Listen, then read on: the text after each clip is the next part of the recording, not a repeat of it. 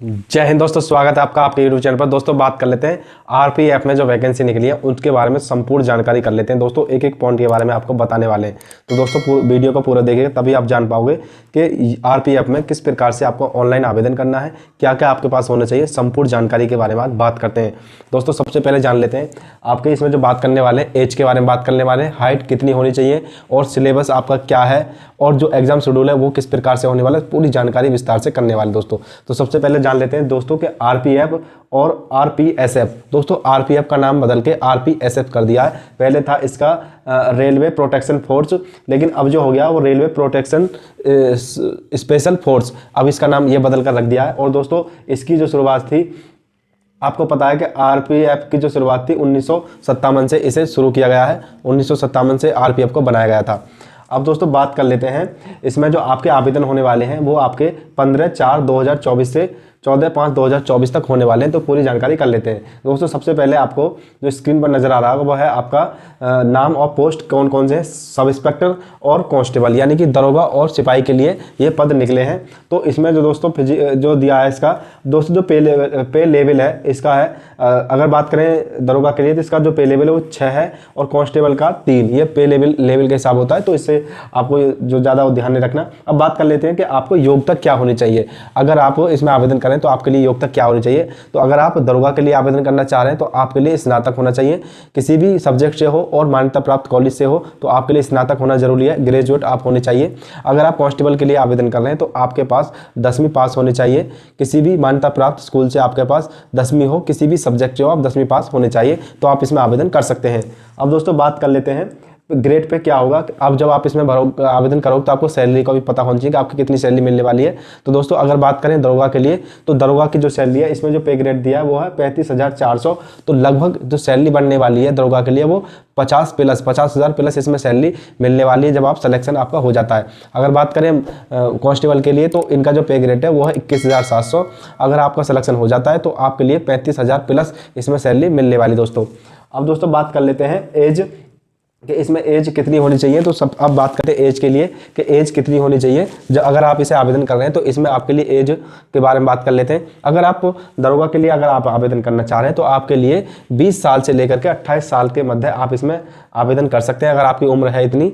अगर आप कांस्टेबल के लिए आवेदन करना चाह रहे हैं तो आपको 18 से 28 साल के मध्य आप इसमें आवेदन कर सकते हैं। अब दोस्तों बात कर लेते हैं एज के लिए, तो एज में छूट भी दी गई है, तो छूट के लिए बात कर लेते हैं दोस्तों। जो छूट है उसके बारे में बात करने वाले हैं। फिलहाल पहले वैकेंसी के बारे में बात कर लें तो आपकी जो वैकेंसी है इसमें जो वैकेंसी निकली वो है, अगर आप दरोगा के लिए अगर आप आवेदन कर रहे हैं तो उसमें जो वैकेंसी है दरोगा पद के लिए उसमें 452 वैकेंसी है। अगर आप कांस्टेबल के लिए आवेदन कर रहे हैं तो उसमें जो वैकेंसी है वो है 4208 यानी कि 4208। अब दोस्तों इसमें महिलाओं के लिए भी है, पुरुष महिला दोनों के लिए वैकेंसी निकली है। तो महिलाओं की बात करें, अगर दरोगा के लिए महिला है 452 दरोगा में जो पद है इसमें 15% महिलाओं के लिए आवेदन जो आरक्षण है वो है। तो 452 में से 15% महिलाओं की सीट, लगभग 68 सीट दरोगा के लिए महिलाओं की है। यदि बात करें कांस्टेबल के लिए, जो कांस्टेबल के आवेदन कर रही है महिला, तो 4208 में से 15% महिलाओं का आरक्षण है। तो इस हिसाब से 632 के लगभग महिलाओं के लिए इसमें जो वैकेंसी है वो महिलाओं के लिए है। तो दोस्तों ये है पूरे इसकी जो वैकेंसी के बारे में जानकारी। टोटल जो वैकेंसी है वो आपकी है 4660, यानी कि टोटल एसआई और कांस्टेबल के मिलाकर के जो कुल वैकेंसी है वो है 4660 वैकेंसी। अब दोस्तों बात कर लेते हैं जब आप आवेदन करोगे तो आवेदन आपको कब करना है, किस डेट में करना है। तो आपको 15/4/2024 से 14/5/2024 तक, यानी कि पूरा 1 महीना आपके आवेदन होने वाले हैं। यानी कि अप्रैल से लेकर के मई तक आपके आवेदन होंगे, 15 अप्रैल से 14 मई तक आपके आवेदन होंगे। और दोस्तों जो आवेदन फीस होगी, अगर जनरल कैटेगरी बात करें, जनरल ईडब्ल्यूएस और ओबीसी वर्ग के जो अभ्यर्थी उनके लिए जो फीस है वो 500 रुपये है और एससी और एसटी वर्ग के अभ्यर्थियों के लिए 250 रुपये इसमें फीस देनी है। और दोस्तों एक चीज़ और है, अगर आप एग्जाम दे देते हैं तो आपकी जो फीस है वो वापस हो जाएगी। अगर आपने एग्जाम दिया ईडब्ल्यूएस, जनरल कैटेगरी और ओबीसी वर्ग के जो अभ्यर्थी अगर ये एग्जाम दे देते हैं तो उनके रिटर्न में 400 रुपये वापस हो जाएंगे। अगर एससी वर्ग और एसटी वर्ग के अभ्यर्थी एग्जाम दे देते हैं तो उनके 250 रुपये पूरे के पूरे वापस हो जाएंगे। तो दोस्तों ये तो है फीस की प्रक्रिया कि आपको फीस ऑनलाइन जमा करनी है, ऑनलाइन आपको आवेदन करना है इसमें। अब दोस्तों बात कर लेते हैं एज के लिए। जो एज है कि आपकी एज में आपको कितनी छूट मिली है उसके बारे में बात कर लेते हैं। तो दोस्तों बात कर लेते हैं एज में। अगर आप इसमें आपको क्या है कि 18 से 25 वर्ष तक इसमें जो उम्र वो होती थी, लेकिन 28 कर दी गई है, 3 साल बढ़ा दिया है। वो इसलिए कि इसमें काफ़ी दिन से वैकेंसी नहीं आई है और कोरोना को देखते हुए 3 साल की जो छूट है वो सभी कैटेगरी अभ्यर्थी को मिली है। तो उसी प्रकार से जनरल कैटेगरी और ईडब्ल्यूएस के जो अभ्यर्थी हैं उन्हें 18 से, अगर आप कांस्टेबल में हैं तो 18 से 28, अगर आप एसआई के लिए भर रहे हैं तो 20 से 28 वर्ष इसमें उनकी उम्र मानी गई है। अगर आप ओबीसी वर्ग में हैं तो उनके लिए क्या है, अगर आप कांस्टेबल के लिए तो 18 से 28 है, प्लस 3 साल की उन्हें जो आरक्षण के उसके हिसाब से उन्हें छूट मिली है। तो 18 से 28, 28 3 प्लस 31, यानी कि 18 से 31 वर्ष तक ओबीसी वर्ग के अभ्यर्थी इसमें आवेदन कर सकते हैं। और अगर बात करें एसआई के लिए तो 20 से 31 वर्ष तक इसमें आप आवेदन कर सकते हैं, अगर आपकी उम्र इसके मध्य है तो। अब बात करते हैं एससी वर्ग और एसटी वर्ग के जो अभ्यर्थी हैं। अगर आप कांस्टेबल के लिए आवेदन कर रहे हैं तो 18 से आपको 5 वर्ष की, आपके 28 तो उम्र है और 5 वर्ष आपको आरक्षण के जो है वो मिलता है, तो 5 साल की इसमें छूट मिलती है। तो 18 से 28 प्लस 5 वर्ष की छूट तो 33 वर्ष, यानी कि अगर आप कांस्टेबल के लिए आवेदन कर रहे हैं तो 18 से 33 वर्ष तक आवेदन कर सकते हैं। अगर आप दरोगा के लिए आवेदन कर रहे हैं तो आप 20 वर्ष से 33 वर्ष के मध्य इसमें आप आवेदन कर सकते हैं। और जो एज की जो गणना होगी वो आपकी 1/7/2024 से एज की गणना इसमें ली जाएगी। तो 1/7/2024 तक अगर आपकी उम्र इसके मध्य है तो आप इसमें आवेदन कर सकते हैं। तो इसकी गणना इस प्रकार से की जाएगी। अब दोस्तों बात कर लेते हैं कि जो इसमें हाइट कितनी होगी। अब पहले बात कर ले हाइट के लिए, हाइट कितनी ली जाती है। सबसे पहले बात कर लेते हैं पुरुष अभ्यर्थियों के लिए कि उनकी जो हाइट है इसमें कितनी होती है। दोस्तों इसमें हाइट कम ली जाती है, यूपी पुलिस के अनुसार इसमें हाइट कम मांगी जाती है। तो इसके हाइट के बारे में बात कर लेते हैं।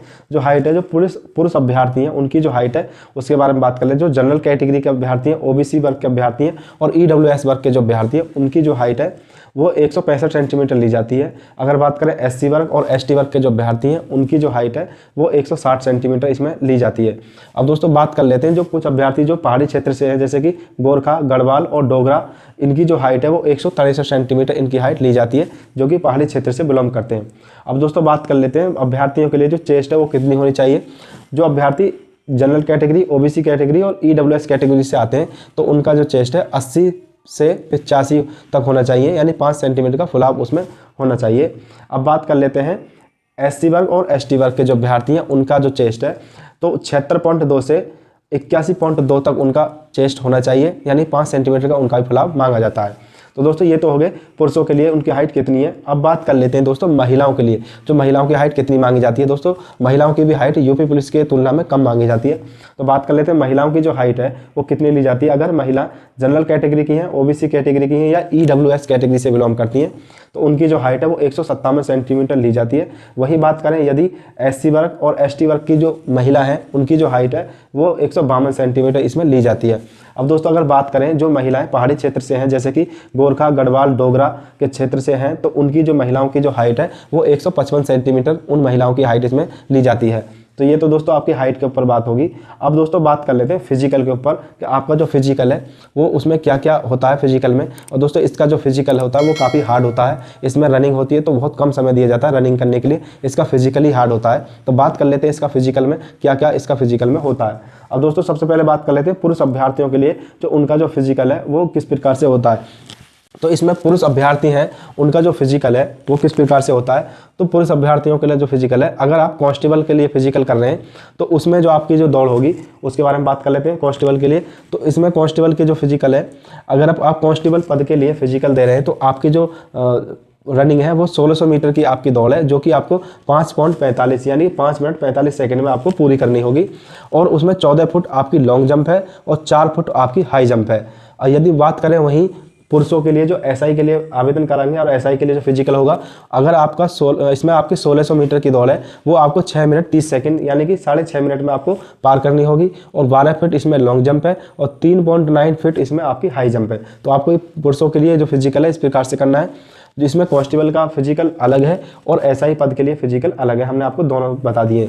अब दोस्तों बात कर लेते हैं महिलाओं के फिजिकल के लिए, जो महिलाओं का जो फिजिकल है उसके लिए बात कर लेते हैं। अब दोस्तों बात कर लेते हैं महिलाओं का जो फिजिकल है वो किस प्रकार से होने वाला है। जो महिला है उनका जो फिजिकल है, अगर वो कांस्टेबल के लिए आवेदन कर रही हैं तो उनका जो फिजिकल है वो इस प्रकार होगा। 800 मीटर की जो दौड़ होगी उनको वो 3.45 यानी कि 3 मिनट 45 सेकंड में पूरी करनी होगी कांस्टेबल के लिए।